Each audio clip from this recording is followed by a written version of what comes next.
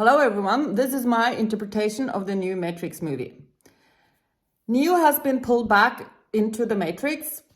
He now believes that the Matrix is reality. Nevertheless, as a game developer, he has programmed a module for a new game with Morpheus. And then we see that Morpheus gets tempted to he's offered the red pill, and he takes the red pill, and he makes his way into the Matrix. Through a lot of mayhem and shooting, he succeeds in offering Neo the red pill. And after a lot of back and forth with his psychologist, he ends up taking the red pill.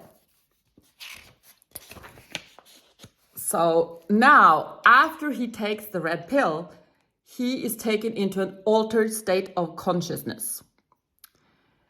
Morfeus and Buggs, the new female protagonist, tells him that it's all about set and setting. Are you getting it? The red pill is Mother Ayahuasca? Who knows? Anyways. It's so easy to forget how much noise the Matrix pumps into your head, someone is saying. I believe it's Trinity. So the message in the movie is all about believing in this alternate reality and finding your purpose through getting in touch with that alternate reality. So it's all about believing it and not forgetting about this alternate reality, because Neo forgot and he was dragged back in. And that can happen to you too. And I think that's part of the overall kind of message of the movie, that it's a continuous struggle.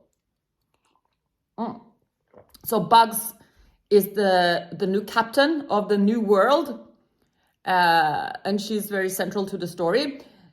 So what we see is this new world, I don't remember the name, but it's kind of resurrected. They created this new city after the downfall of Zion.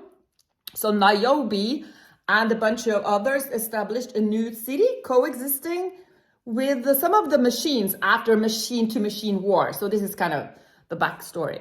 Anyways, there are a lot of messages in this movie. So for one, Smith, for example, can come in many shapes and forms. So kind of this is the lower vibrations of your person. So Smith, as the other agents, are your lower vibrations that at all times tries to drag you into the Matrix. But beware, Smith can take many shapes and forms and does not necessarily look like Smith. So you can easily fool yourself to believing that you work from your higher self when you're actually not. So what's a little bit surprising is that Smith comes into the battle with the psychologist. Thomas is a game developer. So, and he is actually Neo when he takes the red pill. So when he kind of slips into his higher self, he's Neo. And what's in the final battle, Smith comes into the battle, and he's kind of taking down the psychologist. The major evil protagonist is the psychologist in this movie. So Smith takes down Neo to protect. He takes down the psychologist to protect Neo, which maybe means that you're allowed to play the game and use your strengths when you need to fight. So the control and the control and the mind games of the Matrix.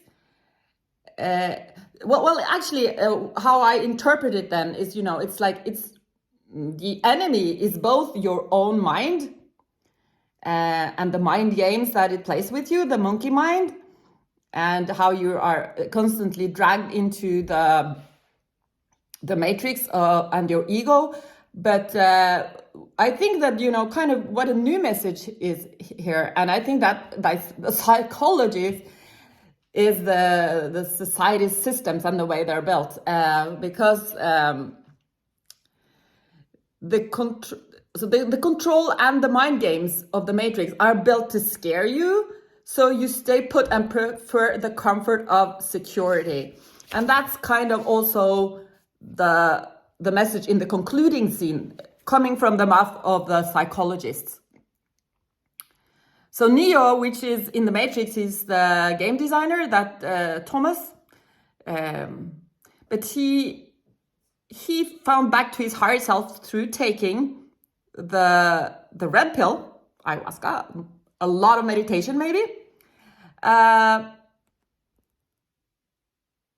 So in the final scene with the psychologist, Neo and Trinity confronts the psychologist and denounces the fear-mongering and the control over people in the Matrix. Basically society. And then they break free and fly away. So this is highly relevant in COVID times. Digitalization, new public management, liberalism, all we've seen with the 2008 crisis, and the way people kind of realize that the system is not built in a fair way. So basically, with new public management and new liberalism, we're kind of living in a machine, and we have now an external invisible enemy called the COVID that we are afraid of and that is keeping us in check. So the threat is not only your own mind, it's society's systems that are ruining the planet. They are not sustainable, and we can say no. We can swallow the red pill.